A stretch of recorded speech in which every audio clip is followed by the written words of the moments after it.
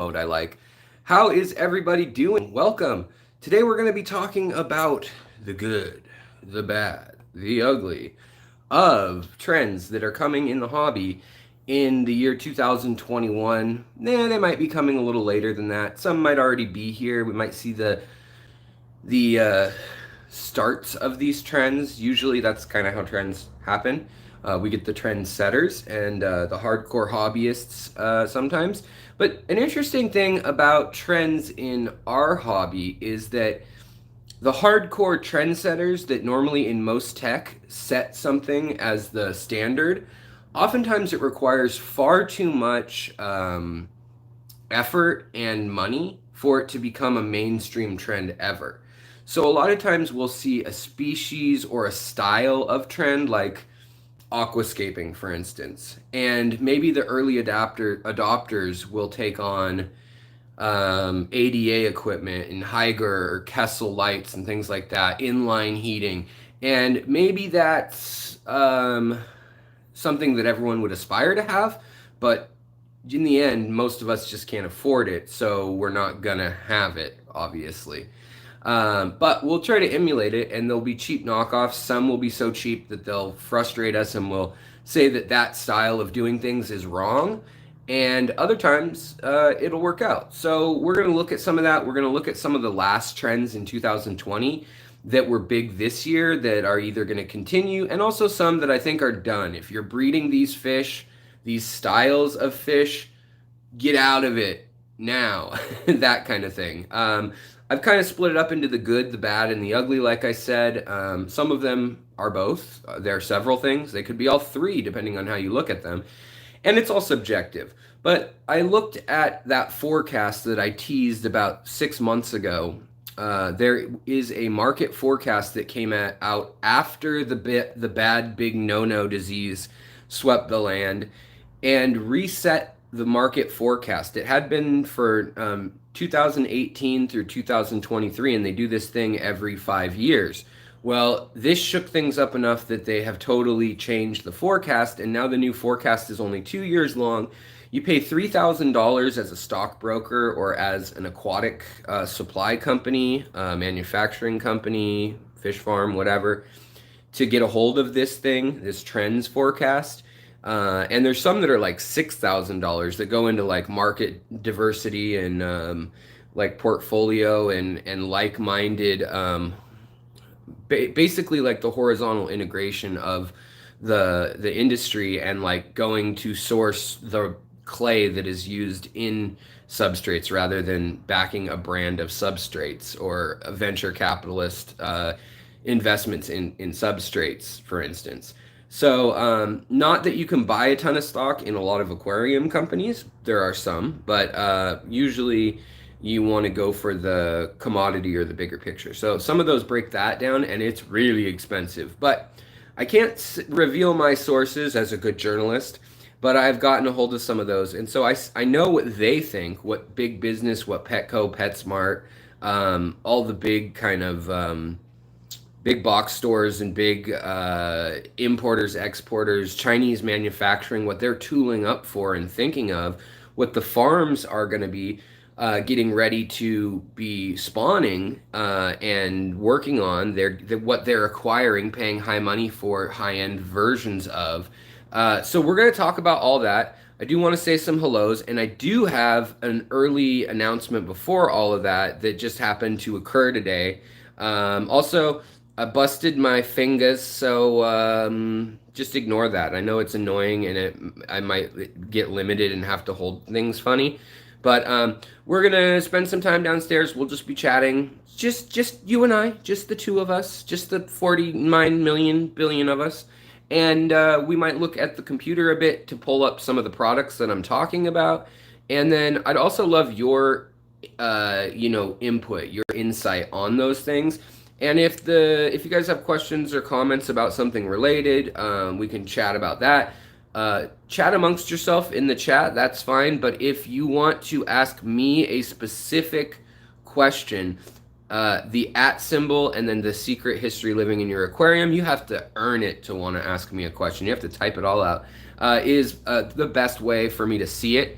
That way I can scroll through and it's highlighted. Or at Alex even. I mean, if you can't do the other way, if you can't stomach doing that, I'll have an okay chance of maybe seeing the at Alex thing. Otherwise, I'll be trying not to get too distracted by how many comments we have now in the stream, which is great. I love that you guys are all chatting. But I have a little something to show you first. Thank you, Mridgel. You are the man. Okay, so this is the fish that I just acquired. This is from Gary Lang, the Rainbow Fish Extraordinaire collector. But this is the or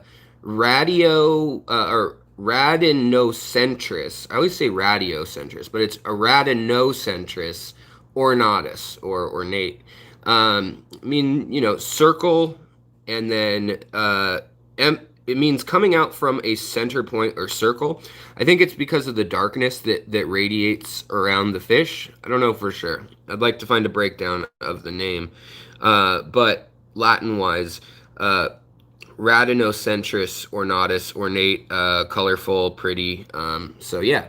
But I recently picked these up, and you know, these are found in Australia, and I think they're going to be in this tank, but I want to do a water change. They're real stressed right now. They were just literally outside freaking out. But here's two big old males that are full grown. That's how big they get. So, I mean, not maybe 2.5 inches. They're a little bit bigger than pseudomagills and stuff, but I think they'll go good in here. They'll probably eat some of the baby guppies.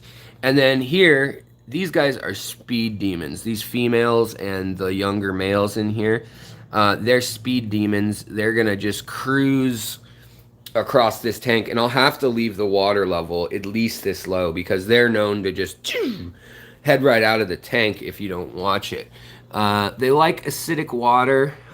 This guy, I'm debating moving somewhere else, as well as the albino cribs. I'm really thinking about putting the albino cribs in the new Aquascape downstairs. But in any case, yeah, so these Radinocentris ornatus rainbow fish, they're not super common in the hobby, but I think that they will be, speaking of trends. There are a lot of rainbow fish, pseudomagills and things that we don't see a whole lot in the hobby, and some are pretty easy to take care of. I mean, you do need to do your water changes, but they're getting hardier. The stock is getting better. It's being bred a lot more in captivity and getting used to different water, harder water, whereas I have soft water, which is good for rainbow fish. In any case, let me just show you real quick where they live, and then we're going to head downstairs. So here, the difference in phenotypes is striking. They can be red and black. They can be orange. You mostly find them here, and then there's some reports they've been found up in here too, and out on the Aru Islands, but confirmed right here. This is where they're usually collected, and there's so many little creeks, rivers, streams, and billabongs there that you'll find them all over. Yeah, so here's like a red and black pattern, but you'll also get blue and black, and I mean all sorts of different variations. And that back caudal fin really changes shape too, from everything from like a shark tail kind of look all the way to a I don't know what that would be, goldfish tail looking thing. So yeah, they come in a variety of shapes, sizes, and then even just like the way their fins are set back and everything. Some are silver and, you know, lighter color. So they really do have a wide range, and I think they're going to be pretty fun to play with. I've had almost all the nano rainbow fish. And pseudomagills are one of my favorites. These closer related to the dwarf neon tetras, or not tetras, rainbow fish. And they're great. So hopefully these will prove to be just as great. Let's go downstairs to the fish lair. I hope I don't lose anybody as we hop from router to router and have us some clam chowder. Does that rhyme? Felt like it needed a rhyme in there. All right. And yes, T-Bone, I do just sit around and research all day. That is kind of what I do. Uh, I wish I were kind of joking, but no. Lately for this channel, my focus has been this channel, and so I really do sit and try to read. I try to put together episodes. I work on 10 or 11 episodes, 10 or 11, never more, episodes at a time, and this is kind of just how things end up. Let's turn the blinky light off because that annoys me to all hell. Blinky light, go away. Alright, let's see here. So, yes, I have Dr. Pepper. It will be consumed shortly. The other little update in the fish room while we're down here, the female, Apisto, is losing her color. She's turning like a dark color. She's making the shift. And then the male is still Bumblebee Tuna. And still harassing her. They're chasing each other. So that's good, I guess. And I'm ready to completely start selling. This is the 3rd generation of true bred rainbow sherbet tiger endlers that I have here with the double spiked fade. So yeah, I really like them. I like them a lot. And then this Aquascape, I've got my old blue. These are the tiger endlers, but this is the old blue ones that I was doing. The new ones have true rainbow. Mickey, you think that this is... You think that these are both males? This one with the black pelvic fins, and she's turned from bumblebee color to totally black color, and then the male's gotten brighter and less black with the band on his forehead. I mean, I know Mickey knows a lot more than me. I trust him. But I've just had several people keep telling me, oh, that's a female and a male. I mean, they've been doing the little dances together too. But if you're saying that looks like 2 males, I mean, I believe you. I'm planning on getting one more anyways, because Jason has one left over. But, I mean, I would love to know in the comments or another time. I don't want to take up everyone else's time, but I would like to know... I'd like to know, like, what is going on. So she's getting black, you're saying, because she's not the dominant one? If I separated them, would they look the same? Because she's changed dramatically. But for a month, they were the same. But she's changed pretty dramatically. The other ones never had pelvic coloration, or pelvic coloration. Always clear pelvic fins. Whereas this one's always had the big pelvic stuff. But yeah, I mean, I believe you. If you're saying that, if you're looking at this and you still think that, I believe you. I've been tricked by cichlids many a times on spawning, and I know this is a newer species, and I know it doesn't present normally according to everyone. So that's, you know, why I obviously take your advice stoically. T-Bone, thank you so much. We've got a $5 super chat in Australian Aussie dollars. Thank you so much. I appreciate it. I really do. That always helps out. It helps out. I'll probably do a list of Christmas presents under 20 bucks or under 10 bucks kind of thing. Video this year again. New things have come out. So I did one 2 years ago that a lot of people liked. So yeah, well, we've got our first test subjects in this tank because the filter was cycled. We've got a nearite, a little zebra nearite horn snail, and then this endler's been in here for 3 days. But we've also started planting all the carpeting plants, kind of doing a grid pattern of the planting, as well as some micro moss, and then I got some booths. Also, we got the mini butterfly rotala, and then this is the one I'm not sure about. I might move it, I might take it out, but I put a cutting of the white Logonandra meboldi in here. Also, some pink flamingo crypts, and then a Logonandra carolensis to kind of highlight this one, and there's another Logonandra carolensis over here, and then there's 3 red crypspiralis, and one is a red tiger crypspiralis. So coming back, you know, these will grow up into a wall that I want to kind of have grown here. I want to move that. I want to move this filter or that, and yeah. So we can talk about that scape another time. But boy, there's some deep substrate and some anoxic filtration going on in the hood over here, over a foot deep on that side.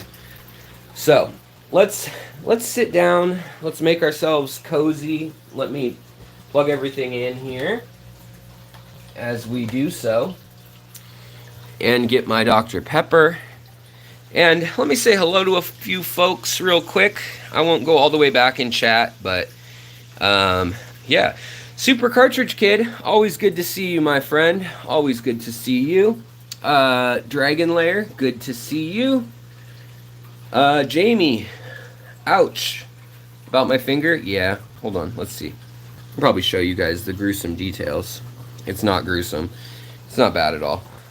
I've broken a lot of bones in my life, and, you know, it's kind of just another dumb thing I did. And I'm not going to even tell anyone what I did, because it's the dumb thing that everyone does to break their finger. I don't know if you can... Well, actually, it doesn't show up too bad in this light. Nice. And this room is dirty because I'm doing 2 scapes right now. So it's full of barrels of substrate and things. So just ignore that. Actually, yeah, it looks way better today. We shined a big, strong LED through it. My doctor told me to do that as a trick. And you can see right here, there's a break. There's a chip of bone here, and then there's a break just straight across right here. And it won't bend at all. So I'm supposed to keep the splint on it, though. But it was all purple yesterday. It's only slightly purple today and slightly swollen. Whatever. Not a big deal. Fingers heal quickly. They're like mouth injuries. They're not even real injuries. 'Tis but a flesh wound. Alright. Rigel, good to see you as always. Mr. Gromby, good to see you as always. Von Lurker, Elijah the Wolf, Greg the Guppy Guy, hello. Mickey M, Banshee males get blue color they cannot hide, and not as yellow, more white, pale. Females get those classic black pelvic fins. So, why does the one not have any black pelvic fins, though? That's what I don't get. T-Bone, hello, as always, and thank you for that super chat. Faith and Joy, hello, welcome. Yeah, the fish I purchased, but I was able to get them from another club member who really believes in breeding for keeping strains alive, Eric Olson, who's also in the AGA with me. He's been in our Seattle club, I don't know, 30 years. And him and his wife, Kathy, are well known in the fish community and the planted tank community. And they actually hooked me up for only $20 with all those fish. I've seen them go for probably 15 a fish. So exciting. Dr. Pepper cream soda. Got one of those while I was out today. While I was getting my finger splinted and dealing with medical people and medical bills and all that funness. All right, guys. Let's get going on this little list of mine and stop moving the freaking camera around. You jackwagon, Alex. Let's see here. Also, the sloth loves you slow much.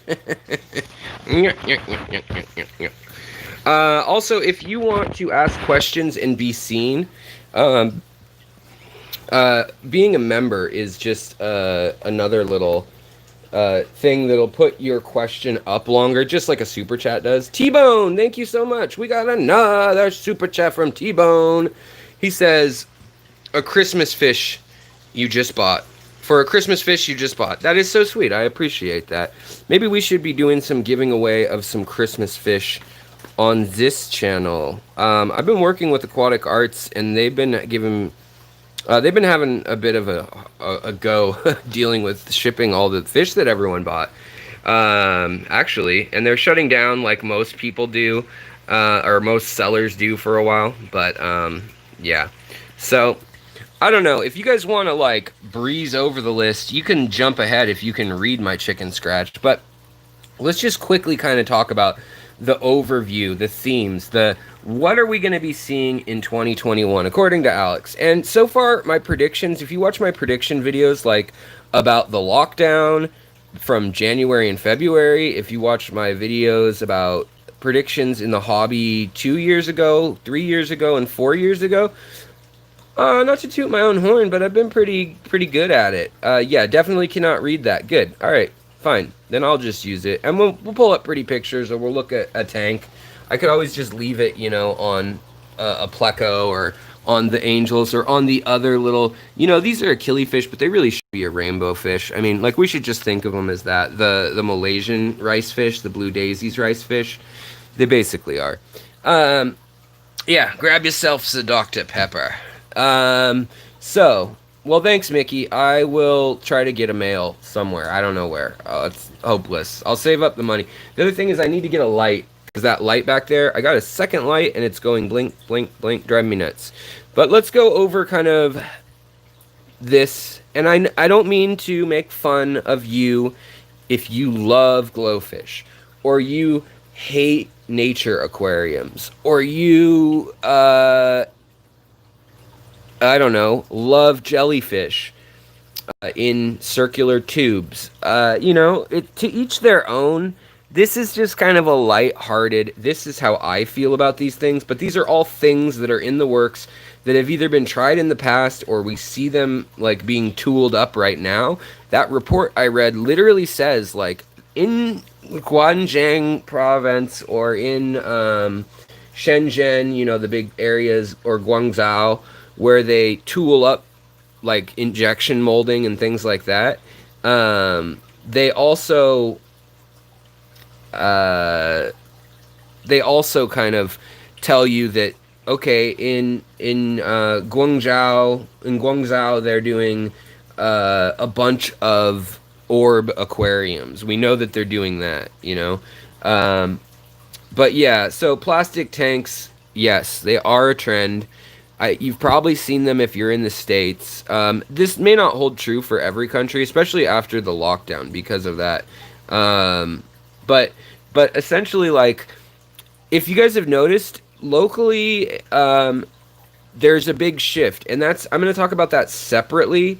So separately, in our hobby, this lockdown, this illness has caused the local fish store to kind of rise again if they're doing their job well. If they're buying locally because they can't source it foreign, then they're rekindling a lot of relationships. The big box stores, I mean, they're selling tanks, they're selling food, but their plants usually suck, and their fish are usually unhealthy, and I only use them for dollar per gallon and a few other things. So usually they kind of copy what the high-end world is doing. So you'll see UNS or Ultim, you know, which is Ultim Nature Systems, and I don't know, like tannins.com. You know, they're doing a really cool thing right now that's gaining popularity, which is they're sourcing plants with tannins from all over the world, and you can buy it on their website. So, like, let's just go there really quick. And I'm not affiliated or sponsored by any of these people. And, I mean, I'm not opposed to some of these companies I really like. Let's see, what are they called? Their actual website. Tannins for fish. For aquaria. Let's see here. But there is a website, Tannin Aquatics, and they've been killing it this last 6 months. They've this trend that I really like, and I mean, you can BG Aqua, I would love to do that. Yes, let's keep that. Dan says, Alex, have you ever kept any banded bushfish? Yes, and I had to feed them. They would eat vinegar eels while they floated and then sunk down past them. Even though they're super teeny and I never felt like that was enough food, they ate brine shrimp for me. But what they really liked were the wingless, fortified fruit flies. The fruit flies without wings. They liked those. Oops. There we go. That's the ticket. So the cool thing that they're doing on this tannin site is they've got curated just for species, and then they've got shrimp curation, and shrimp is a whole other topic. So shrimp are something that has been getting popular. Um, and they shrimp have come and gone since 2003 pretty heavily. Neocaradinas have been a cool thing for a long time. And cholla wood, almond leaves, alder cones. You can collect a lot of your own stuff. Manzanita, just any wood basically. Oak leaves, maple leaves, acorns are great. But I do have to say, Indian almond leaves, also known as catappa leaves, I think it's silly to buy the little leaves. But the big, oversized leaves, I really do like those. They're great. If you need to get your pH really low for like woodcat spawning or tetra or rasbora spawning, and you need like 3.5 or 4.5 pH, you can do it with some of these heavier leaves, and also with the acorn caps and things like that. Now there is a level of tannic acid that is also deadly and poisonous, so it is good to kind of have a company curating some of it, and they're guaranteed that nothing's been out there and dirtied. But what I really like and what I think we're going to see more of, because they can't have a patent on this, is this whole idea of what we've seen with riparians and vivariums. We've seen it with coconut husks, and we've seen it with bog moss and other things like that. No, I haven't, Zelf. No torpedo barb breeding for me. But in any case, so with the tannins, they can't get a good market hold on it, other than doing a good job with what they have while they have it. But some of these cool pods that they're sourcing from all over the world, these different seed pods, where they know they're predictable tannin, or like the sapinwood helix pods. I don't know what those are from, but I mean, they're a little pricey, but they kind of get to demand whatever they want. But look, mangrove leaves, like someone in Florida could be making a killing doing the same thing, and here alder cones and stuff also. But I was going to try to find a picture, because I think this will be popular. I think if I can find some pictures. So for shrimp, yeah, they've got the cholla wood for sure. And then they've got birch cones also. But $15 for 4 ounces, I can pick these things up by the handful this time of year out here in Seattle. But granted, I don't always want to use alder cones. I happen to be allergic to alders, and each of these has different compounds. Magnolia leaves are great also. Yeah, they're great too. There's a lot of great plants out there. There's so many that we probably don't know. But a lot of these pods and things, my thought is, I think it will become a trend. Some of these interesting pods, like, cholla wood's not new. It's been in the reptile hobby forever, in the fish hobby for a while. But some of these, interesting, like banana stems, that's a kind of cool looking little thing to have if you're trying to do an aquascape that's a biotope, or some of the spiral kind of stuff. But they've got variety packs. They've also got ground up tannins, sediment substrate. So they're really trying to hit every angle you could ever freaking imagine. I thought they had pictures on their website. That's what I was trying to show you guys, was some of the aquascapes I've seen people do with with them. Let's see. Oh, they sell aquariums too. What are they selling? Oh, Ultim Nature. So they're selling UNS aquariums. That's interesting. Aquariums have been in short supply in the U.S. The low uh, lifestyle or the low lifestyle. I said what I read. Uh, okay, here we go. So that's kind of hard to see, but I mean, you can see where some people would hate that.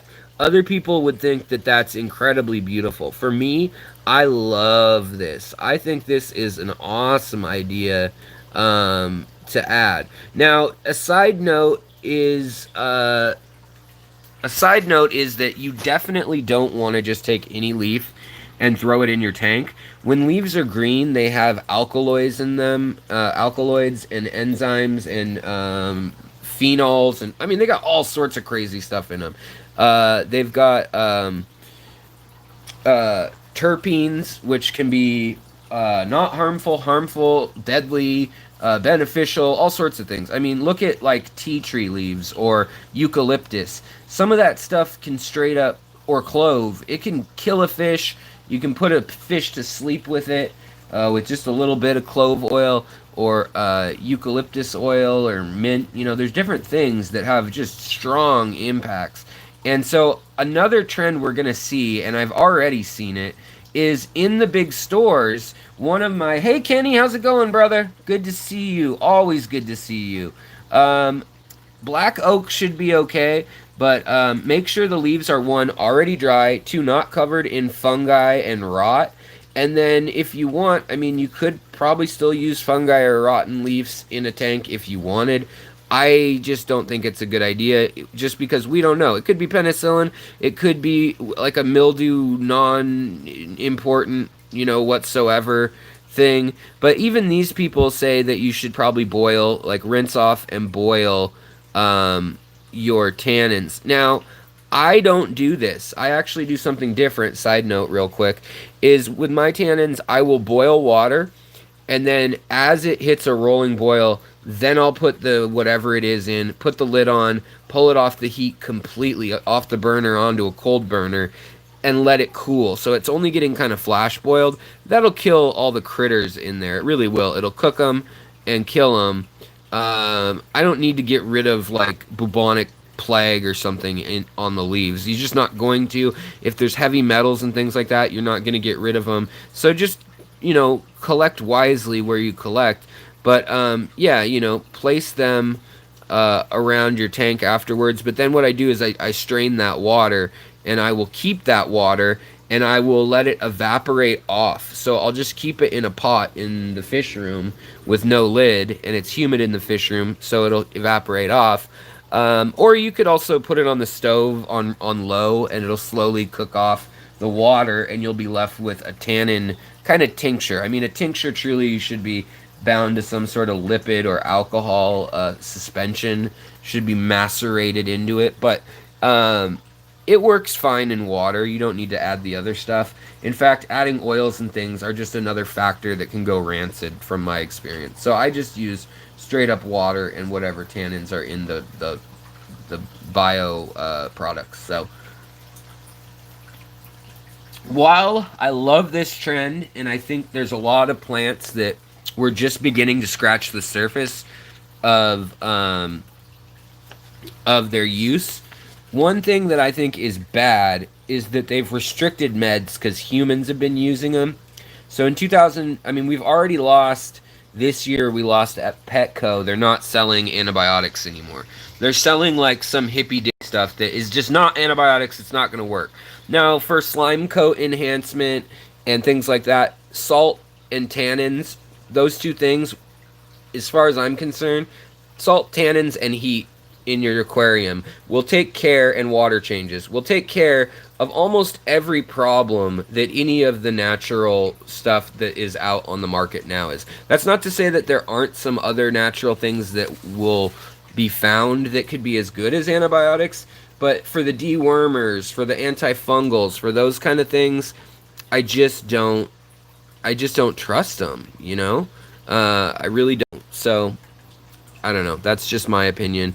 But I think that we're gonna see more of these blackwater. Here we go. There's some nice chocolate gouramis and leaf fish, angels and tetras. You know, all the critters that you would think would love this kind of stuff. But it's a big yellow tank that looks like T or P or TP or PT. TP? Looks like a TP. So, you know, I don't know if it'll catch on as a big trend. But yeah, if you've got that yellow look, it's almost always tannins or wood. Can you pick green leaves and let them dry first? Yes, you can. But you want to let them dry till they're crunchy, till they will break when you bend them rather than bend. If it's a really thick leaf, I mean, that's kind of a subjective thing. Like almond leaves are always going to be a little leathery because of how thick they are. Same with banana leaves. But in America, I mean, I know you should stay away from juniper, from cedar, and the coniferous trees, or sorry, yeah, coniferous trees, and then black walnuts a no-no. Sassafras, sarsaparilla producing plants are a no-no. Marshmallow family, I've heard, is a no-no. So there are some no-nos. Some of the poison berries also, obviously, you may not want to. And then there's also things in the nightshade family that you should be wary of. Some things are, most of the sunflower families also okay, and most of the oak family is okay, and the the broadleaves that turn colors, for the most part, if they don't smell real strong, they're usually okay. And pretty much all the pine cones that don't produce pitch are pretty good. You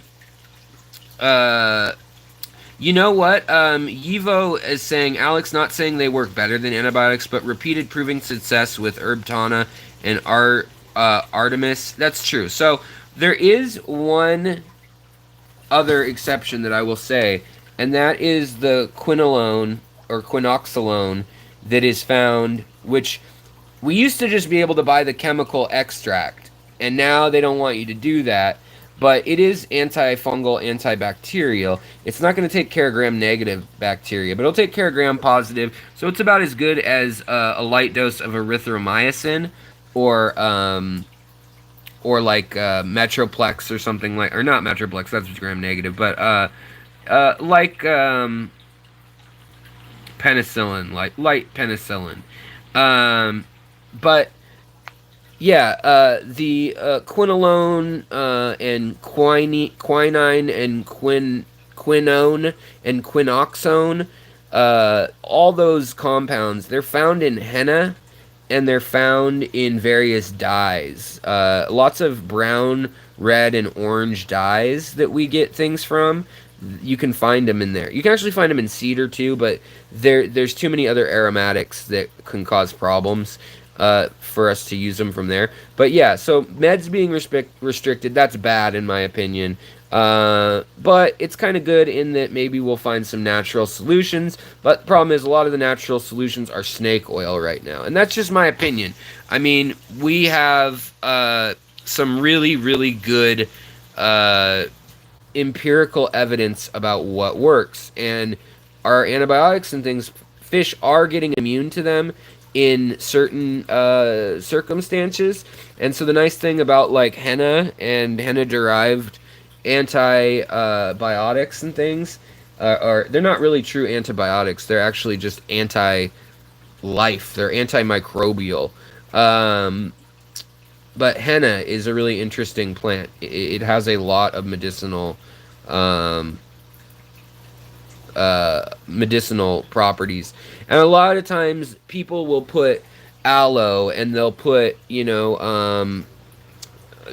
say tannins in general, or they'll break down the 30 other kinds of phenols and things that are in a plant, and none of that is what's active. It's the quinoxalone or the quinine or whatever that you're using to treat a parasite or whatnot. So that is a bit of an issue. When it comes down to it, separating, henna is what they use for temporary tattoos on the skin. It's a bright brown, red, orange. It's also what Muslim countries, and also some other like Maasai tribe leaders and Somali tribe leaders, they'll put it in their.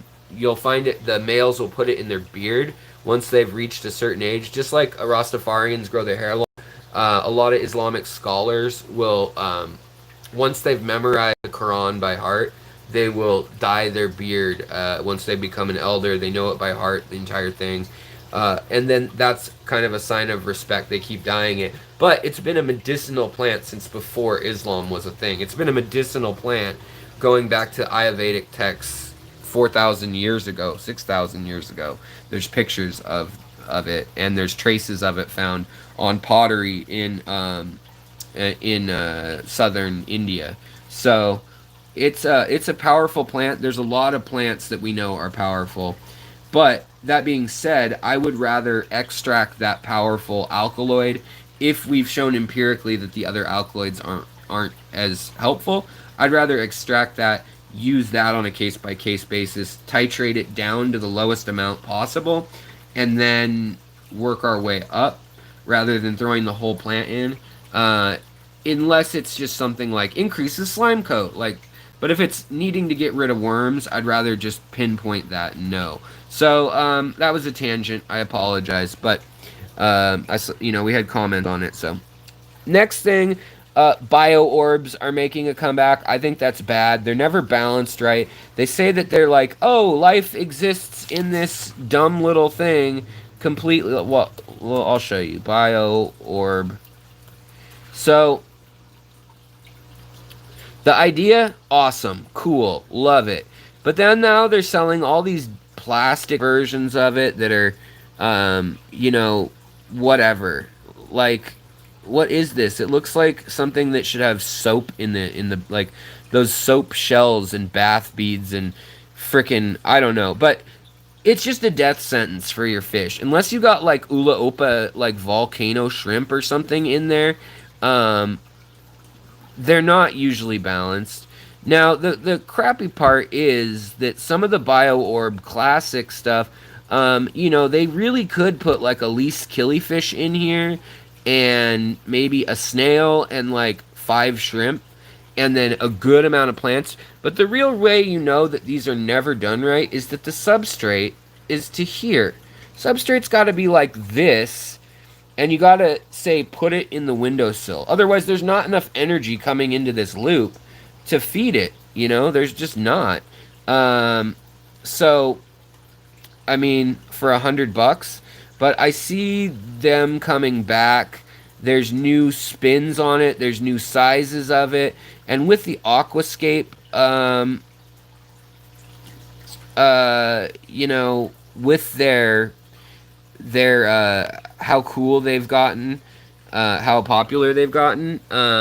They're tempting. I mean, you could do a cool job, but do the research and do it yourself. Don't just buy their little orb, and trust that they did it right, because they don't know what they're doing. And they'd rather. I mean, it's like sea monkeys. Honestly, it's a gimmick. That's my opinion. I'd go so far as to say that's ugly. Also, they're making more glowfish. That's great if you like the color. That's fine. I would like... consistent upkeep is the whole point of it. I mean, is the opposite of the point of those Bio-orbs. They say that you can just set it and forget it and never have to do anything again. And I've made aquariums. We had an aquarium in my friend's house. Opa Ula shrimp. Yeah. We had an aquarium in my friend's house that was covered in green water algae, and it was 180 gallons. Big old aquarium. Used to be beautiful, but we just were degenerates, and we let this thing get bad. We didn't know there was a fish in there. 5 years later, we moved out. I don't even know why they left water in it, but it was airtight. So there wasn't any air other than the like half evaporated tank water before they capped it off and made it airtight. There were literally beer cans in it, but there was a peacock bass, like cold water North American peacock bass in that frickin' tank, living on the green water and whatever little critters lived in this tank, and there were some plants in there, but tons of algae. It was in direct sunlight, and it was a huge tank. We didn't know this fish was in there for 5 years. It wasn't my house. I won't take the blame on that one. That was pretty awful. But my point is, you hear stories of people dying, and for 6 months their fish exist and live, and they haven't been fed. If I put guppies or live bears in this tank right now, I could walk away never feeding them again. If I took out the bigger fish, and there would be enough copepods, algae, duckweed, whatever, just things that they would go on living forever. They'd even eat their own babies for protein. The loop has enough vital nutrients, and honestly, they would live forever with a nice deep substrate that can sequester the ammonia and the carbon in amounts that are useful, and then the plants releasing it. The main problem you would have is with plant die-off. It doesn't get washed away in these tanks, so you would need to have some water movement, unless it's in such a low acidity environment that you were doing like licorice gouramis with copepods or something like that. But I don't think that's out of the question. I think we could see some of that. I could see trying to see who has to do less water changes, that kind of thing. By Dr. Pepper. Okay. What was said? Do you think I can pull off 6 pea puffers, a mono shrimp, pearl danios? No. In a heavily planted? No, I don't think so. I would say you can pull off 6 pea puffers. You can pull off a dead amano. You can pull an amano off your carpet when it tries to escape because it's getting attacked. Pearl danios are mean. They get big. I would go with kythit danios. Kythit danios or zebra danios. Or actually, for that matter, these guys. These guys are great. If I can show you them. Where are they? Show yourself. The leopard spot and zebra fin danios. If they ever come into the picture, where are you guys? There they are. Of course, yeah, so, by the way, all super chats are going towards getting new lights. This light is stuck in demo mode, and the other one is just blinking. I'm going to try to open it and deal with that, but if you want, get some danios that'll hold their own. Here we go. These are long fin in here. Man, they're fast. They're afraid of this camera, too.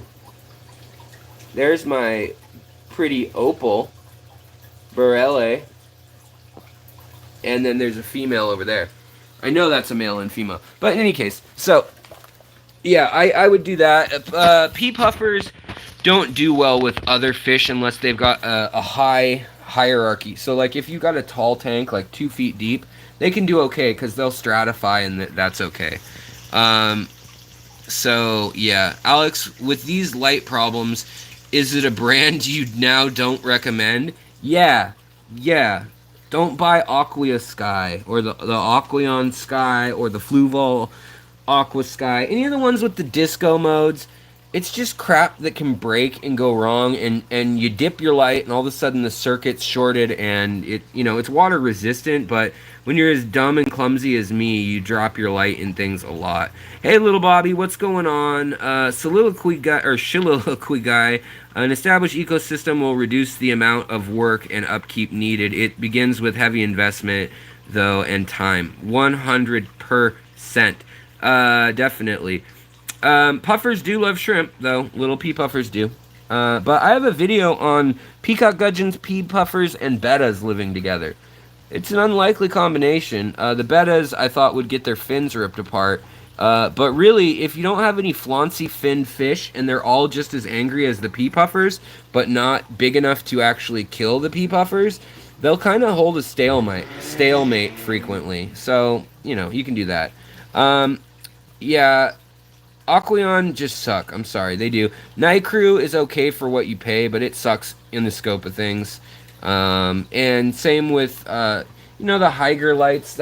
I got one over there right now, and it's fine. But as far as growing plants, You really Fluval 3.0 or Twin Star AE or S series, Kessel, or any of the old school lights with the ballast and everything is where I would recommend. That's if you're real serious, and if you're at that level, you probably need CO2. Which brings me to another good thing, which is I think that a lot of lights are going to be getting better quality. Diodes are getting cheaper.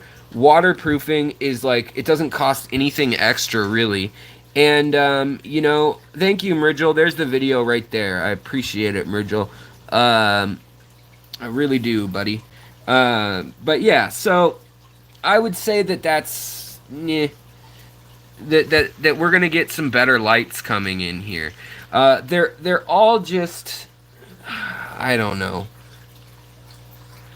They're all the same diodes. There's like 3 or 4 diode makers, and yeah, Dragon Lair. Your plants look great. I've seen them, and yeah, they're low to medium light plants. And what I'm talking about too, like if you've got plants like most of these, you're probably fine with most of these lights that I'm talking about. It's when you want to get into like Rotala Wallachia, Eriocala Vietnam, when you want to get high pinks and reds. Like I'm not running CO2, I'm not getting high light out of it. This is at half light right now. This is the Fluval 3.0, and that's all I asked for my wife for Christmas was another Fluval 3.0 for that tank, so that I can get a carpet going in that tank. I think I'm going to do Monte Carlo, Glosso, Stigma, Elinatoides, and then Cardinal plant. But I mean, if you want to just grow AR Renickii or Renickii mini and all the Octopus stellatus and Pogo stemens, it's really like some of the, and even in the crypts, most of them will do fine. CO2 will help though, but it's the Rotalas and the Ludwigias that you really need that highlight, or any of the albino strains or the twister strains of things. A lot of the mini strains of things, like this mini butterfly, looks boring without highlight. With highlight, this is literally this color and oranges and stuff. So I think the fact that running CO2 and highlights can help so much. Somebody is going to figure it out. I don't know if it'll be this year or the next year or the year after, but somebody's going to figure it out, and they're going to idiot-proof the hobby in that way for us. And they're going to come up with something for us that does it all. Now, the Fluval little on-the-go pack kind of things, I applaud their effort. They've had those since 2018. But there's a lot left to be desired. Abigail, how's it going? Anyone knows the answer? Will Neo shrimp eat tiny fish eggs? Not usually. Usually they'll actually clean them. Sometimes I've heard some people report that they eat them, but not really. Not really. They, in my opinion, they don't eat a whole lot of eggs. The fish that laid the eggs is the most likely candidate of who will eat an egg. How do I feel about using bulbs? I think bulbs are fine. They just use a lot more energy than LED, and I think that we should be moving towards LED. You do get a little more wavelength traditionally on bulbs, but now we're coming up to the point where our LED spectrum is wider than our bulb spectrum, if you have the money for saltwater and things like that, and I'm sure that we will get there eventually. What settings are you using for Fluval 3.0? Everything is at 50% except for red, which is at 70%. That's what's going on over on that tank right now. And there's about 6 or 8 hours of light depending on the day. I alternate it. But it's pretty close to the water, and it's pretty, the plants are tall right now. Now, when I'm running full CO2, I do 100% of everything, and I just blast the heck out of it. I do tend to get a little bit of algae that'll come in at that point, but I'll overpower it with CO2, and other than nitrates, I'll overpower. I'll drop my phosphate levels, and I'll hit it with all sorts of things other than nitrates and phosphates. Phosphates being the one that control the metabolism of those plants. Is having jellyfish in an aquarium bad? I don't know. To me, jellyfish is probably not smart. I'm gonna go out on a limb and say that they're not, considering I can see through their brain. I might be speciesist, but jellyfish. The thing I don't like about the jellyfish things here, jellyfish, they are hypnotic and they are kind of cool. But they just feel gimmicky. I don't know that many people are in love with their jellyfish and are wanting to give their jellyfish a good life, and that's why they have a jellyfish. Whereas a lot of fish that are specialized, people go out of their way for puffers and they get the right setup and equipment, and it's hard and it's expensive. But it's because they care about it. Now, with something that is accessible as a jellyfish and that we see as much as a jellyfish, I think that it just becomes a lava lamp to a lot of people. And obviously, if you've seen them, you know that they need the round. The round. Oh, that is a actual lava lamp. Whoops. Funny, I said that. But yeah, I mean, there's other little. Where are the real ones? Come on, guys. But they all have to be circular because jellyfish need to consistently swim in a circle. Um, but there's a few out there. There's a freshwater jellyfish. This is another thing that I was looking at that was kind of interesting. Uh, but all these kind of tanks, I've been seeing tanks galore.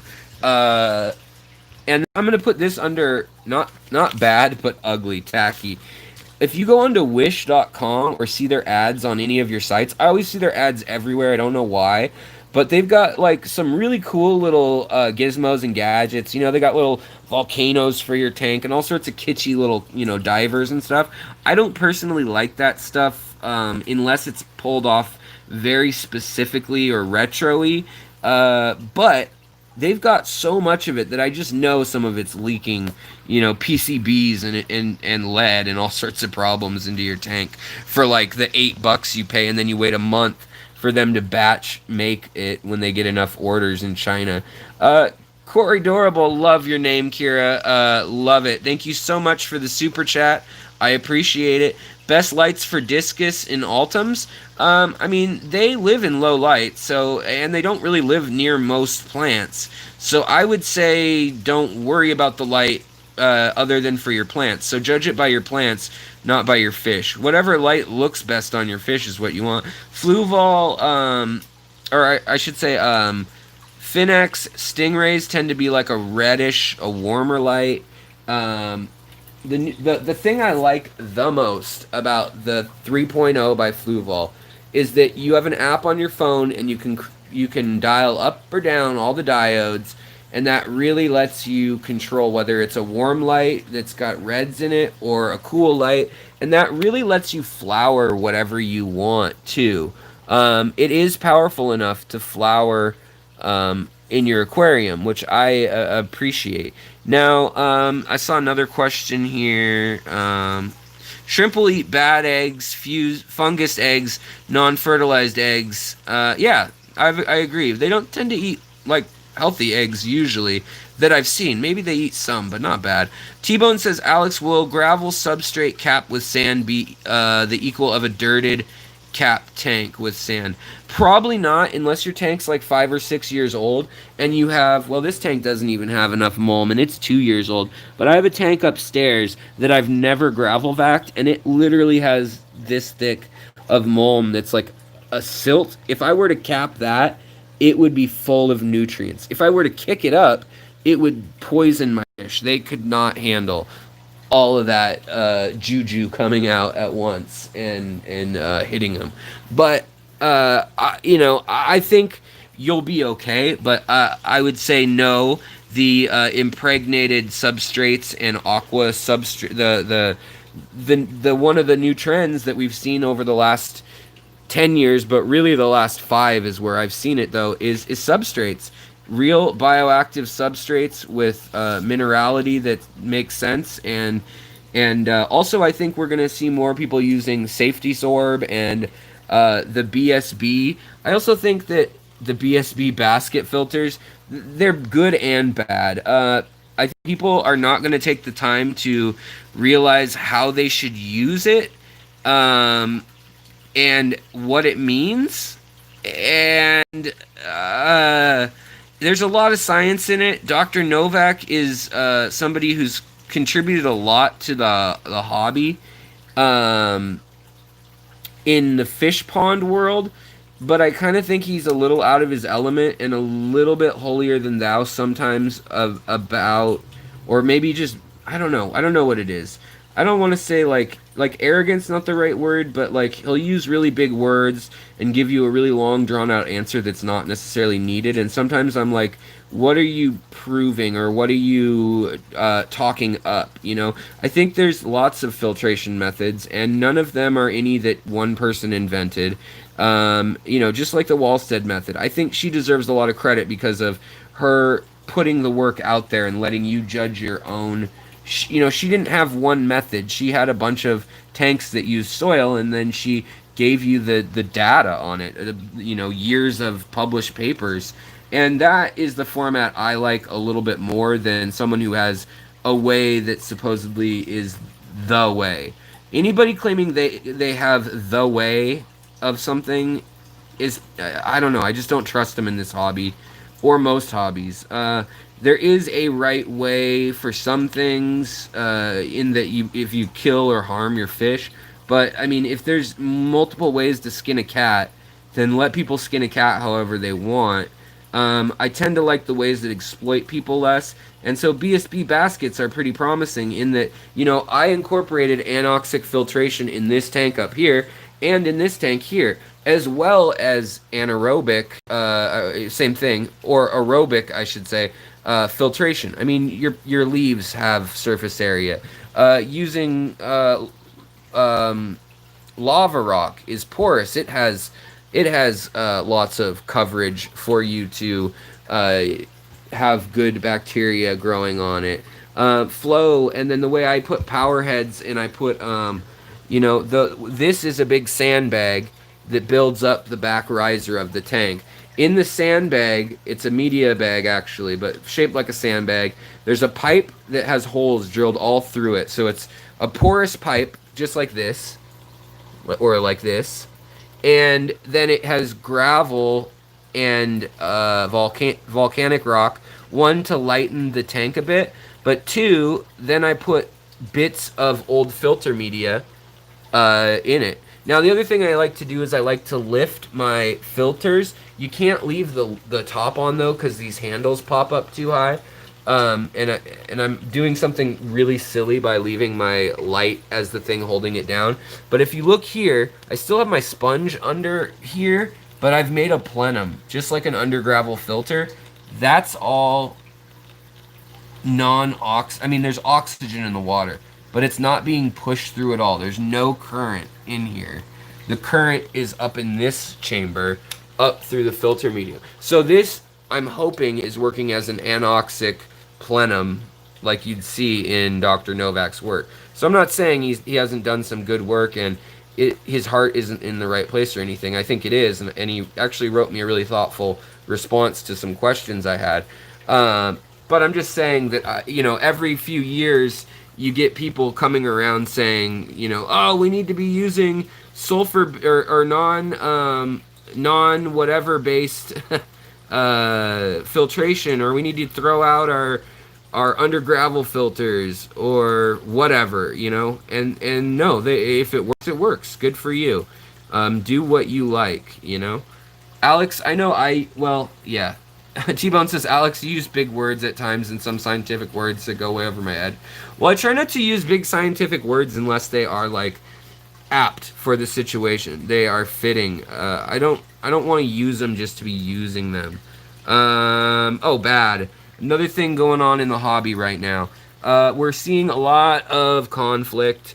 Who knows where that will go, but Africa traditionally has not been a stable place.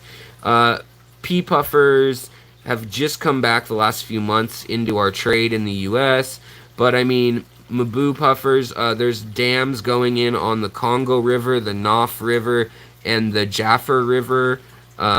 Maybe on the Colente, that would be a real tragedy for cribs and nanochromis. in like Cameroon and Nigeria and Cote d'Ivoire and some of Western and Central Africa.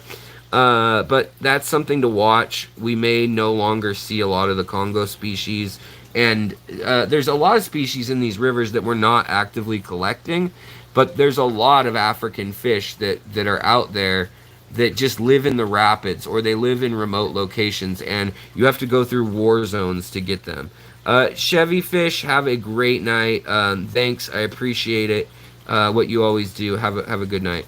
Um, yeah, they make a dam but no side canal.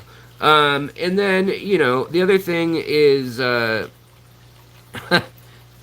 thank you very much, Alan Bauer, buddy, putting together a fish room. Alan says ugly.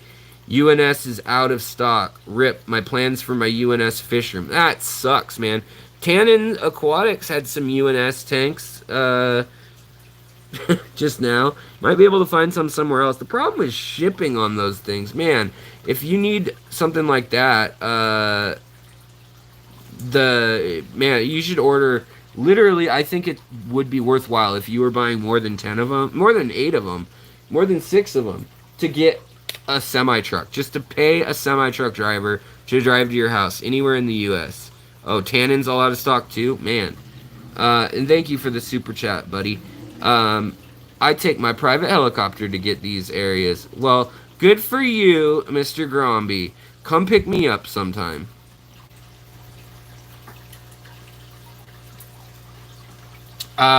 Fish Tropic, I would tend to agree with you. You said it should be illegal for humans to inflict change upon wildlife environment without proper debate over changes and facts of change. Nobody can agree on facts right now, anyways. So that's the problem. But let's just keep going down the list. I was on a tangent, but just areas to watch: Eastern India, Bangladesh, Myanmar, and the Shan region. So like CPDs. Actually, let's pull this up real quick. World.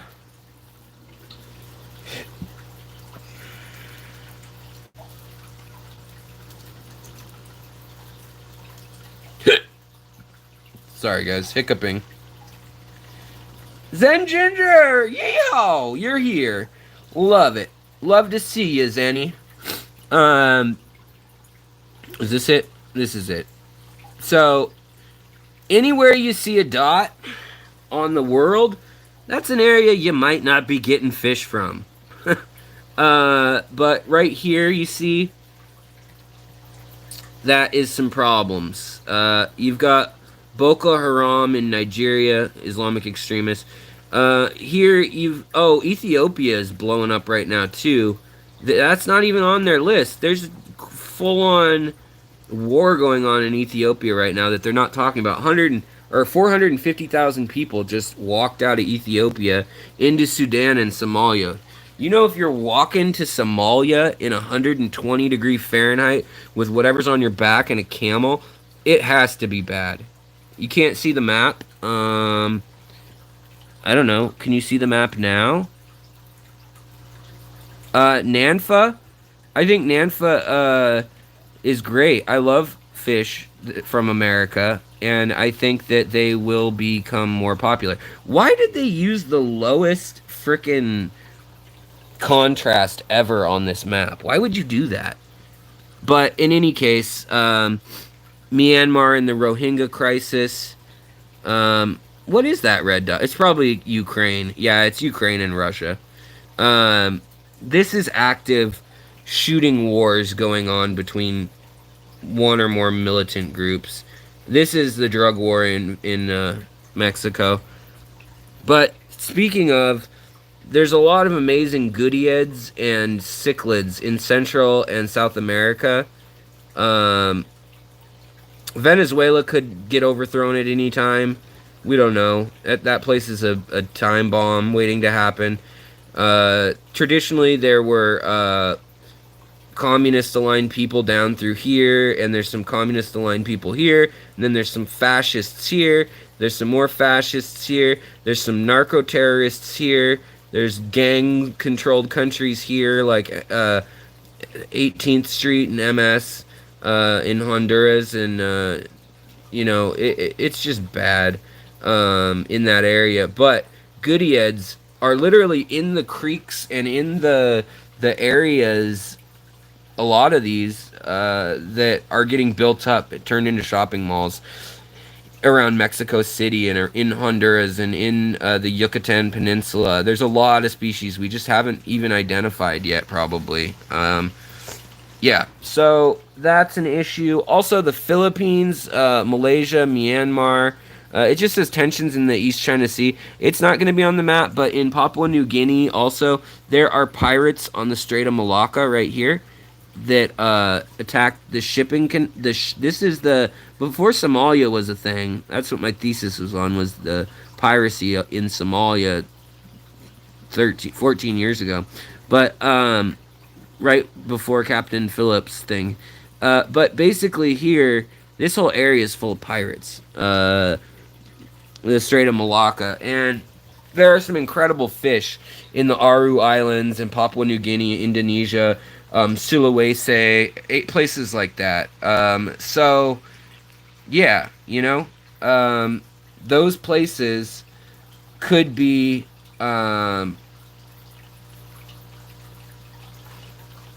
could be hard to get fish from.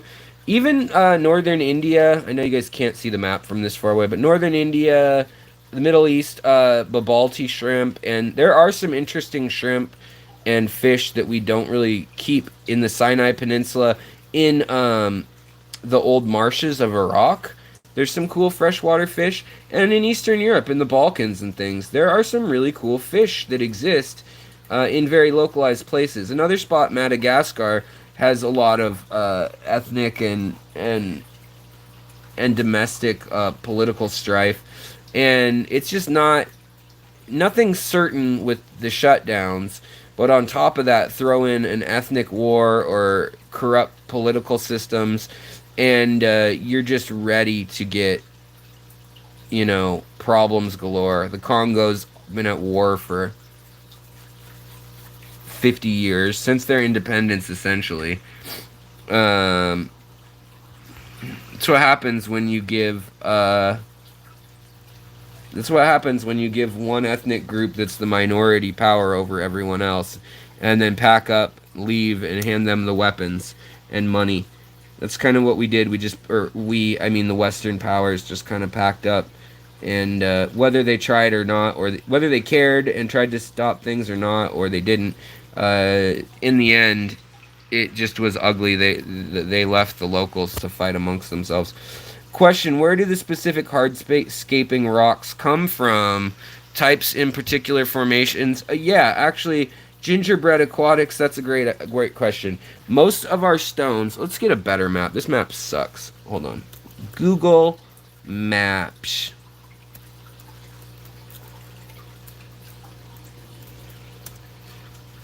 Okay, so. Oh no, you guys know I live in Seattle. Google Maps. Come on. No. Why? Why must you tease me? I don't even know what just happened. Google Maps. Boom. Let's go with the Gobi Desert. So, a lot of the stuff that we get in our hobby is from volcanic and desert regions. This can go goodbye. Goodbye. Okay, here's the world. Round. But if you take a look, a ton of our dragonstone comes from Inner Mongolia and China. This is where the cheap dragonstone comes from, is the steppe of Mongolia. Also, in here, in this part, and where the Uyghurs? Is that what? They're not Uyghurs, they're, gosh darn it, I can't remember their name. Hold on.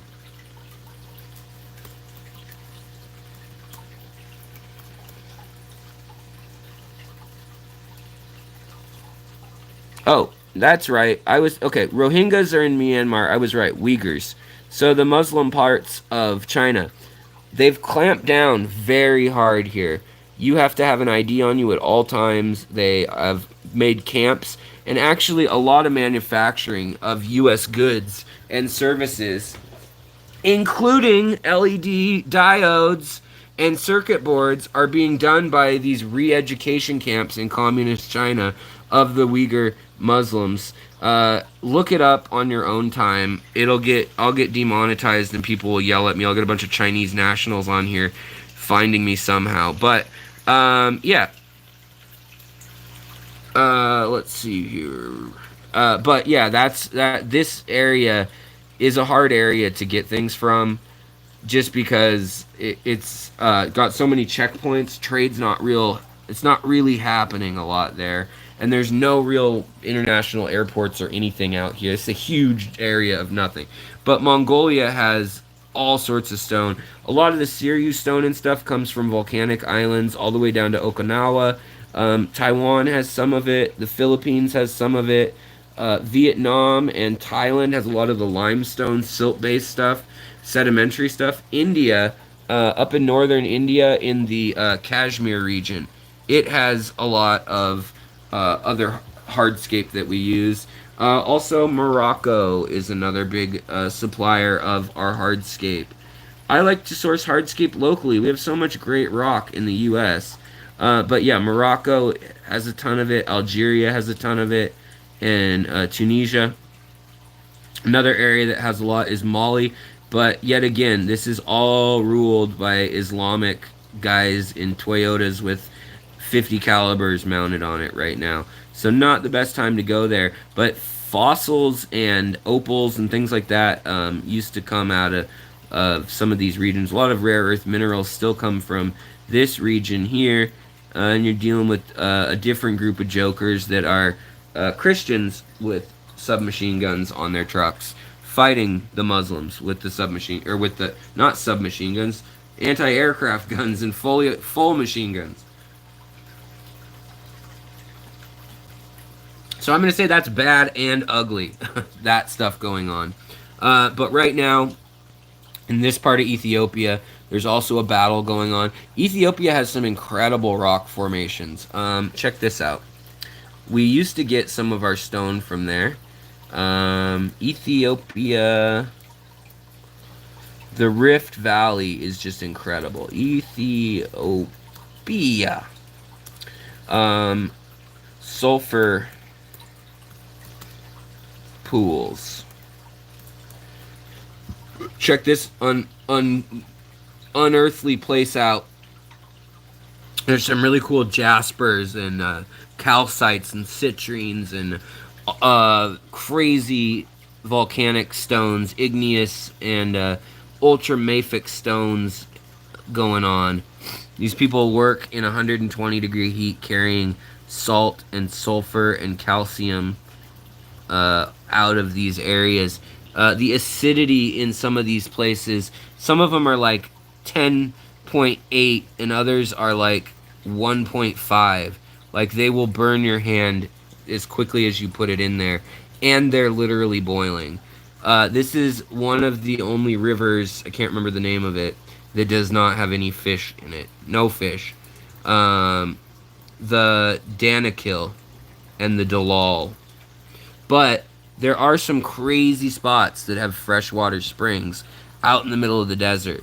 So there's lots of pupfish and weird killifish that live in areas like this where there's a cave system that goes for, miles in some, the Yucatan Peninsula, very similar, not in the sulfuric deathscape, but in the underwater caverns. It looked like this 50 million years ago, after that meteor slammed into the Gulf of Mexico. But yeah, so that area is really interesting. Really cool rock formations come from there. And also, so if you look up Siriu stone, I'm not spelling that right. Siriu stone. Quarry. Stone, I think these hardscapes, the other thing, another trend that I've seen is that they're going to start making, and this is in the maybe good, maybe bad. Um, they're going to start taking these hardscapes that we love that are natural in the high end aquariums and aquascapes, and they're going to start making like mounds out of plastic, like pre-injection molded arches. You already see some of that at Petco, PetSmart places. You know, the broken ships and the mermaids and all that stuff too. But we will start seeing actual arches. We're starting to see the little fake bonsai tree, the frames being sold. But like off islands in Japan, this is an old school mine where they cut out big old blocks of the stone. And then what they do is they actually slam it hydraulically. They drop a big old weight on it, and some of the quarries used to look like this, like the thousand layer stone or the paper stone. But these are actual. These are called dragon armor stone here, and this is Shiryu stone naturally in Kamchatka, northern Japan, and Russia, both have it. Now, if you're looking for uh, more of the other like slate pieces, marble and jasper and rhyolite, the yellower stuff, that all this is coming out of China for the most part right now. Dragonstone mostly coming out of China right now. Now it does exist in Japan. Koke stone is one of my favorites. Or wait, Koke stone. It's not the. It's a variant of Koke stone that I'm thinking of though. So this is Koke stone, not to be confused with coke, like leftover from coal mining.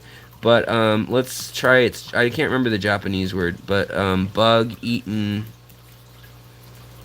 stone. Wow, I don't know why I got these crazy gross things. Bug-eaten stone.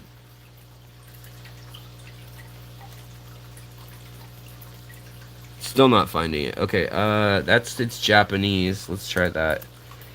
Japanese.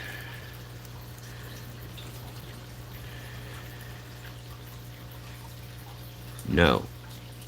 Does anybody know what that stone is called?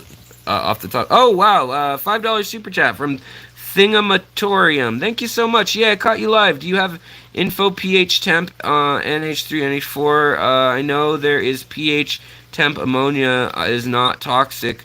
I know I'm off topic. I love your channel. Wait, do you have info on pH and temperature? I don't know what you're talking about. pH and temperature of what? Any amount of ammonia can be toxic. I mean, guppies can take up to 2 or 3 parts per million sometimes of ammonia or nitrites, but rainbow fish will die at like 0.25 sometimes. Temperature, I mean, same thing. You'll have to be a little more specific, Thingamatorium. Let me know. But yeah, I like to use my local stone also. A lot of the quartz-based stone and thing. But they're gonna be making. Let's look up. The other thing that I actually do like are those background designs. The decals, or not decals. What are they called? Landscape inserts for aquariums.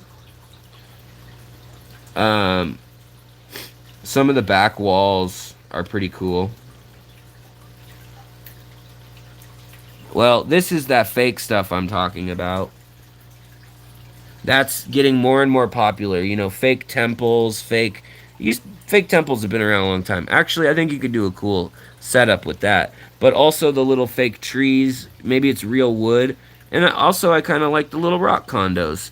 But I mean, it's just going to be everyone will have it and then it won't look natural. So I don't like it when they mimic the beauty that is innate. Like this piece of wood would be so awe-inspiring if it were natural, but it's been cut here, it's been cut here, and then all these little pieces are glued on, and it's only 41 bucks. So I don't know. I have mixed feelings about it. I feel like it cheapens the beauty and the uniqueness of things.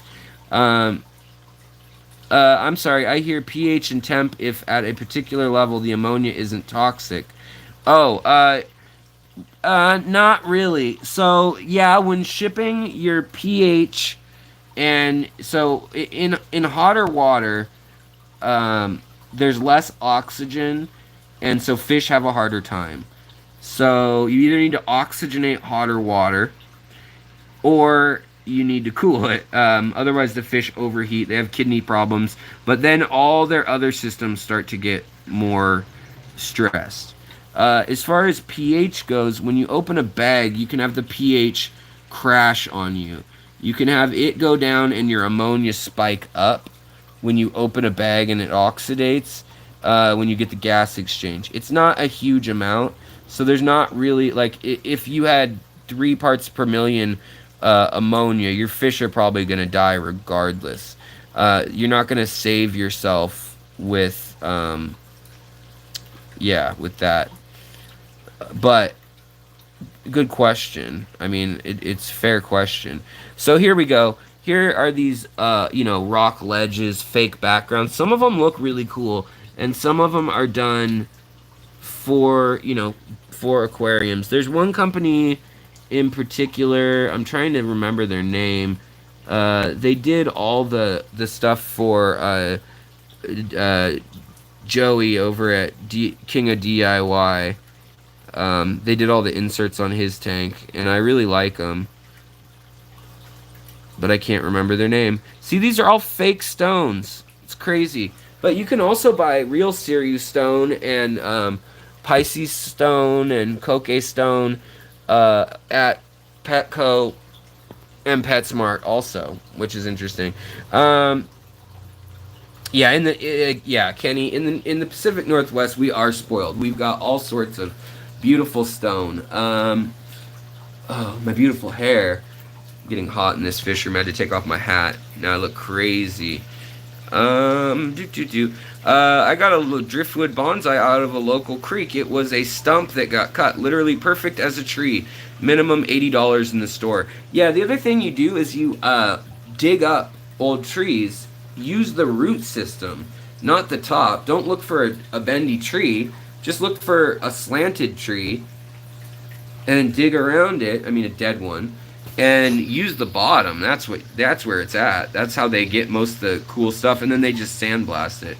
Greetings, Alex. Many thanks for all the knowledge and good advice. Lay Bridal, or Leah, or Lee, Bridal. Keep up the good work. One of the best YouTubers in our amazing hobby. Oh, that's very nice. Thank you.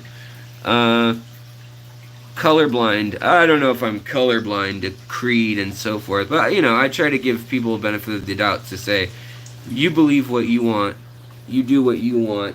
Science does say one thing. I don't like people who argue with our science. Now, science can be proven untrue later, but it's our best guess at the moment, So yeah, I appreciate that. And that's what we're all working for, our best guess at the moment, until proven otherwise.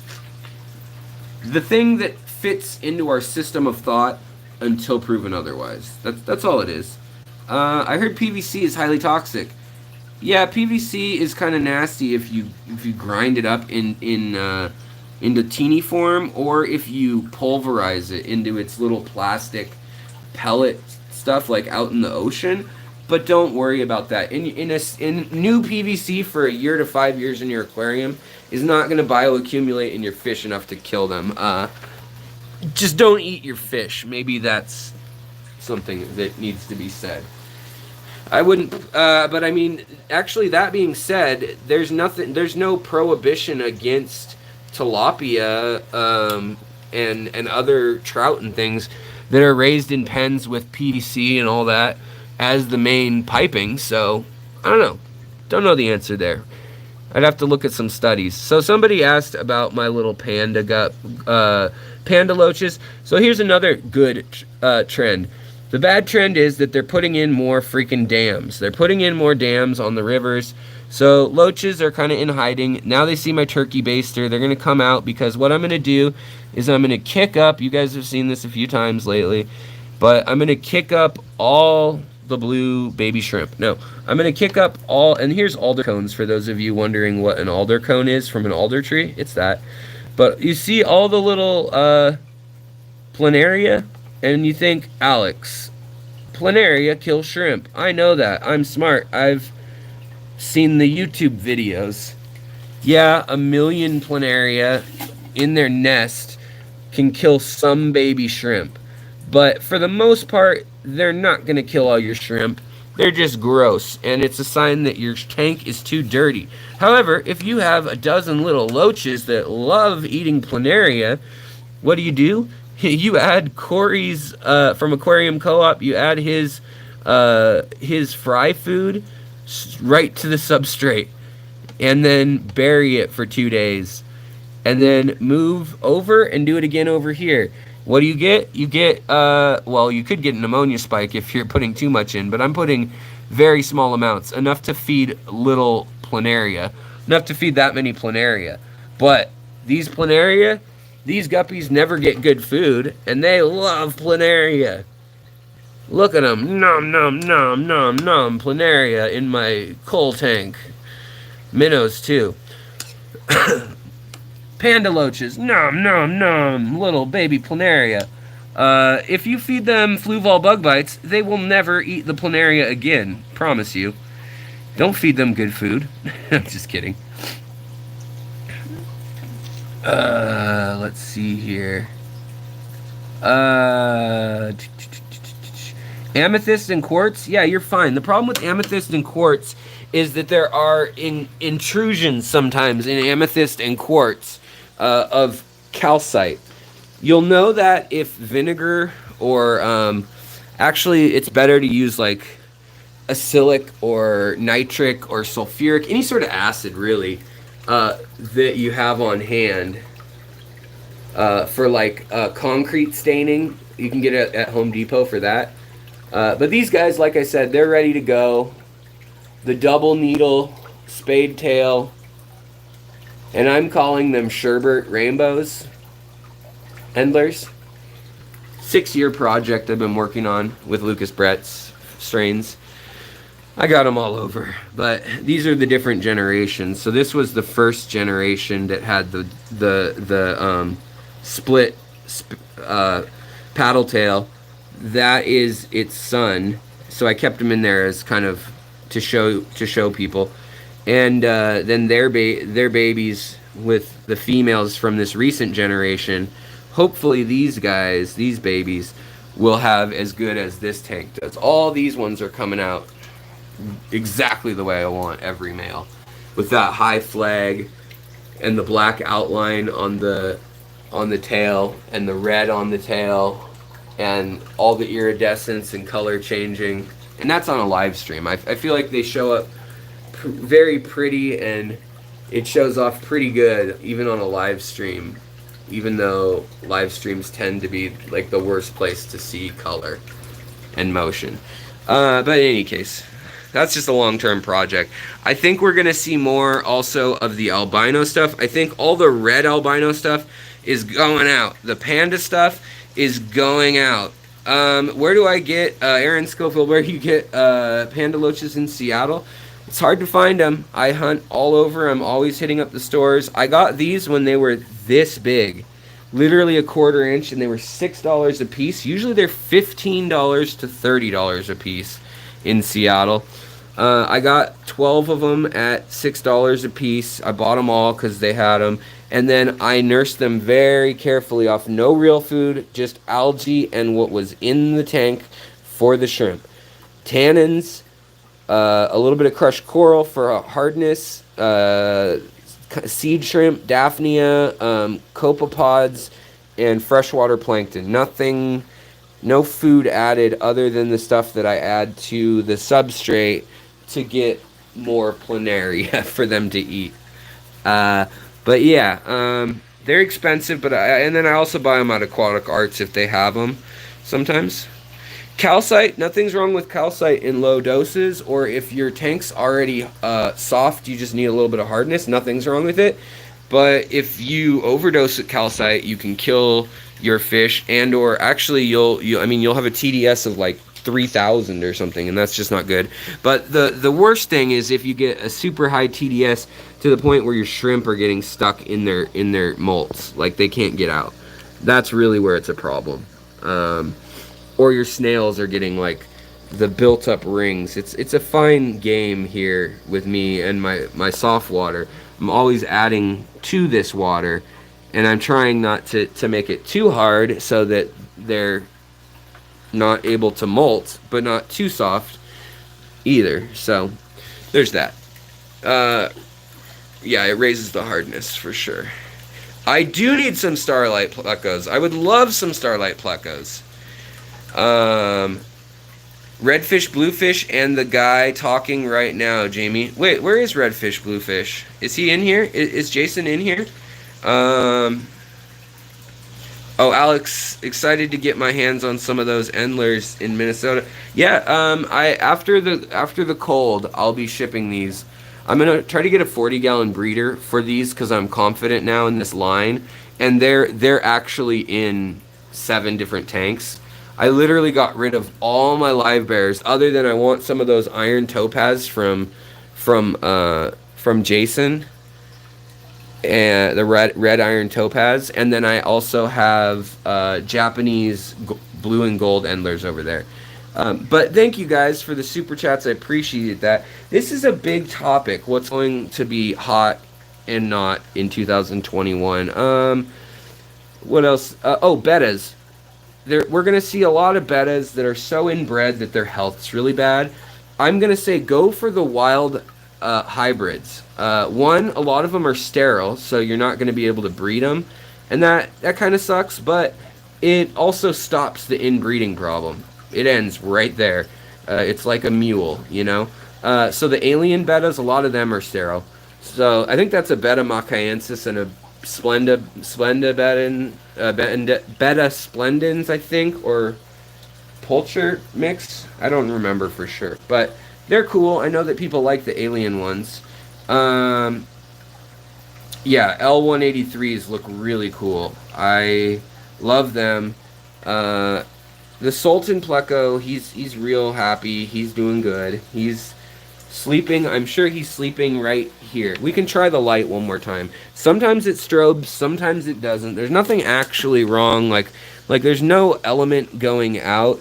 It's some sensor that's telling it it's going out. It's a false alarm. Screw that. But they stay small, yeah. In my last live stream, I actually harassed it for a while. I think that the betta sororities and that home breeding are also going to be a popular trend in the next year or two. You see the step betta tanks getting more and more popular. I prefer keeping mine in tanks like this and, just moving them around in bowls and cups and things. But I think that the betta... yeah, I think the other thing that might get more popular, and I think it's going to take more than 1 year though, are pygmy sunfish and baddis. Because I keep pygmy sunfish, baddis, I keep Madaka ricefish are another one that I would like to see. They won't get popular until summer or spring, and they kind of come and they get popular, and then nothing really happens every year. But this year, I saw a lot of varieties I've never seen in the past. This is another one that I've successfully kept in cold water too, surprisingly. So there's a lot of fish that you can keep with literally no filtration as long as you have a deep substrate bed. And I don't do water changes, I do water top-offs. But I have very, very low TDS. So that, like 20 or less right there. So yeah. Yeah, the L183s are really cool. Aquatic Arts hooked me up with one a while back, and then I bought like 4 more off of them. And then I sold 3 of them in exchange for a female leopard frog pleco. And then all my leopard frog plecos grew up, and they all happen to be females. So I've got 2 more that I'm waiting on, but I've got 5 or 6 leopard frog plecos in my big tank upstairs. But yeah, the other betta that's going to be bred and popularized, I think, a lot is going to be, the big half moons and ornate stuff, and they just get infections in their fins. They get damaged up in that tank. That's where all the plecos are. You can see my lemon pleco from here. He's big boy on the glass. But I think that's going to be popular. The other thing that I've been waiting for, and it just hasn't happened yet, is the somebody to take what we've done for. Whoa, what is going on? Sorry, I want that closeness. Taking all of the genetic stuff that they toy with in the glowfish and doing that with the shrimp. Bring on the purple and pink Neocaridina shrimp. I think Caridina are just too hard to ever catch on in the US. People are impatient. People don't stay with the hobby long enough. They've caught on to a degree. Did you say pygmy sunfish? Are you breeding them? Yeah, I have two kinds. I have Gilbert eye and I also have Everglade eye. I don't have any fry right now. I've got about 6 adults of the Gilbert eye and about 4 of the other ones. And I'm hoping Father Fish can send me some more, actually. I'll let you know, Kenny, if I get more.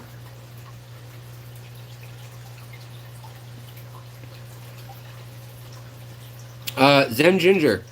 Yeah, Ginger, the Pandagaras, Rufagaras, Sagagaras, Gara flavata, they eat biofilm and they eat oil off of other creatures. So they love, yeah, I like cherry Dr. Pepper too. It's not very common here. I can't find it hardly ever. But yeah, I love my Pandagaras. Where are they? I know they're lurking somewhere in here. There's a silly little Otto. Look at his mouth. Where are they? I don't know. Probably somewhere in this tank that's got the disco effect. Man, I need to get new lights. But in any case, there's 5 of them in here. But yeah, I'll put my hand in the tank, and frequently they'll come and eat it. They are the Rufagaras are the doctor fish, and they come and they clean dead skin off of women's feet in Asia. Now we're not allowed to do that just because of re-dipping into. Oh no, he's got a boo boo on his head. Looks like somebody nipped him. I hope that's what it is. I hope it's a nip and not a rot or a fungi. There's a male here. That was actually a female up there. But yeah, so they do that. They'll suck on goldfish. They'll suck on other fish. They'll come up and try to suck on the angels, and the angels will beat the crap out of them. So yeah, are Pandagaras safe with Neocaridinas? No, not really. They're not gonna hunt them like ruthlessly, but I have watched them eat them. Yeah. Let's see here. There's different temperaments too. Yeah. So, what was I gonna say? Some of the last things. Oh, I think native fish are gonna be making a big influence. I've been saying that for several years, but this year was totally correct. 2 years ago, I went down to Florida and we went to Seagrass and we went to the. Oh man, my hands are dirty from digging in the Aquascape and the soil. We went and we saw that they had the blue fin mollies, the high fin mollies, or sail fin mollies, the blue line shiners. They had the rainbow shiners. They had candy cane darters, and I think a lot of that will be they'll become more popular in the hobby. Now it's hard in the southern United States to keep the water below 75 degrees sometime in the year, but y'all have AC. You can probably deal with it. It's actually hard for me to keep it cold in the summer. So yeah. Last thing, what haven't we covered? Oh, I think plants, tissue cultures are gonna. We're gonna get more diversity in plants for sure. Um, More Asian imports. I think that's bad. I mean, not bad off inherently, but I'd rather see more breeding in America in local hobbyists and things. The Asian imports, a lot die in the process, and then just people don't get paid fair wages there. And there's one farm owner that's super rich, usually a Chinese investor, and then maybe a local investor or two, but the rest are usually pretty poor that work on the local farms.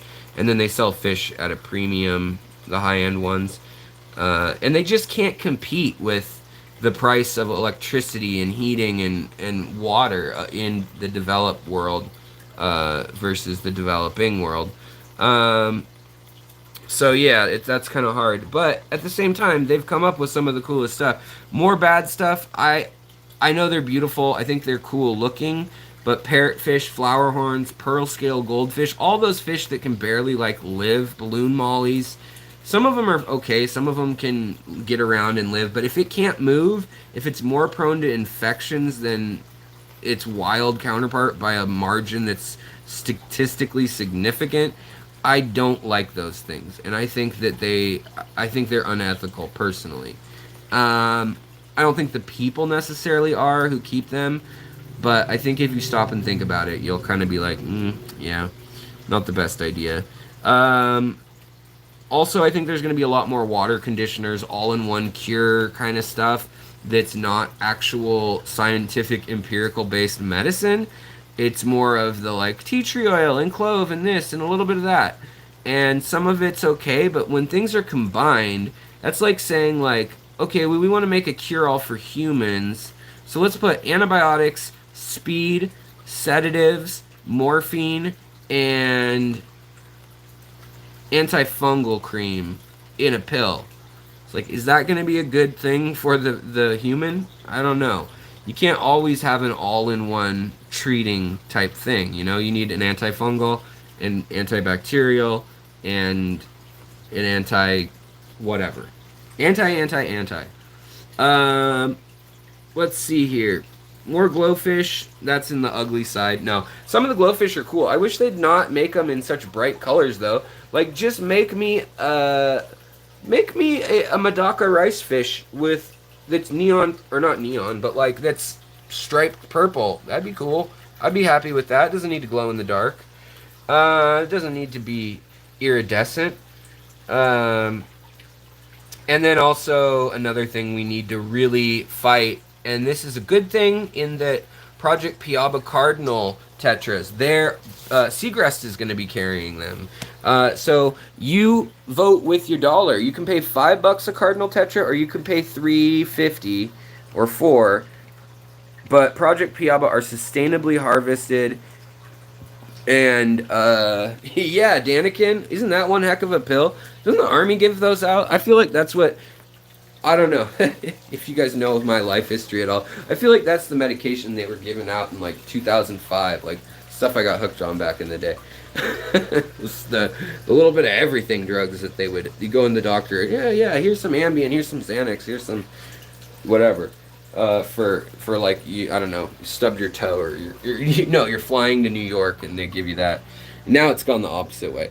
Any case, what is your thought of 50% water changes? Water changes for shrimp, I like to do as little as possible. For rainbow fish, I think you should do 100% water changes a week if you can.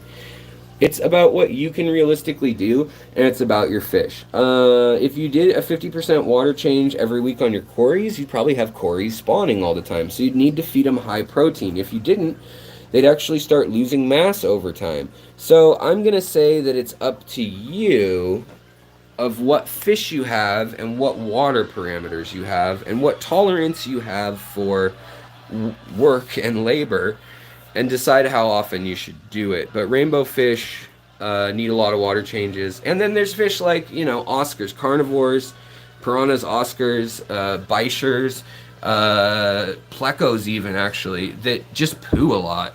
Goldfish. And I would change their water more often or have a good filtration system. Alright, guys. But I think I'm going to wrap it up for the night. Thank you so much, Super Chatters. You guys rock. Thank you so much, Watchers. You guys rock. Lurkers, rock. Rock. You rock. Sirius Stone, you rock. Dragonstone, you rock. It's been a long stream. We've come a long way now. But yeah, have a great night, everybody. I hope you're doing well. Also, if you enjoy this stream, if you enjoy the content that I have, the research I do for my live streams, for my videos, trying to put out 4 or 5 pieces of content a week, showing up on other channels and stuff too, I'm making a go at doing more of it. And if you want to join the channel, it's $1.99. I give you kind of behind the scenes stuff, access to my notes, access to random videos and random streams, and heads up on things and sales and good prices of stuff if I see them, or links to things, or just source material. And probably when I start selling plants and fish, it'll probably be to members, so I don't have to just openly say it in a video. I can say it in the community tab. So just a thought, but I understand totally if you don't want to. No pressure. It's a free channel. It's a free country. Oh, welcome, BJ Palmer. Thank you so much, BJ Palmer. I wanted to say too. I wrote you a email to say thank you so much for your support on Patreon. You probably got like an auto format thank you that I wrote for for people joining, but I wanted to personally say tonight, actually, thank you at this end thank you stage. So thank you again, really, seriously. I appreciate it, and it helps me. It's like a predictable. If I know a month out like that somebody's gonna support the channel, it allows me to say, okay, I can buy some new fish and show them off, or I can go travel to, aquatic experience next year or whatever. So it does help, and I appreciate it, but no pressure. All right, guys, have a wonderful day. Have a wonderful night. And I will talk to you guys later. I'll probably be in Father Fish's stream and some of the other streams going on this week. And I will talk to you guys soon. I know Aquamate and I are going to do something soon. And home show, please send me your info if you want to be in the home show. It'll be on a Tuesday probably next Tuesday or next Saturday. This coming Saturday or next Tuesday. And you just have to come and show like 2 tanks. I mean, anybody, Danikin, Kenny, Danny, you guys can come do it. Anybody with something to show off that you're proud of or that's unusual, I'd love to see it. We'd all would love to see it. All right, guys, I gotta go. I've said too much already, but BJ Palmer, thank you. And thank you, mods. Thank you, longtime viewers. Thank you, new viewers. And thank you, me. Thanks for doing the work, me. Thanks for staying motivated, even when I'm feeling kind of down. It's been a rough week. I've been stressed and just junk going wrong. And you guys cheer me up. So thank you, guys. All right, I'll talk to you guys later. Have a good one. Bye.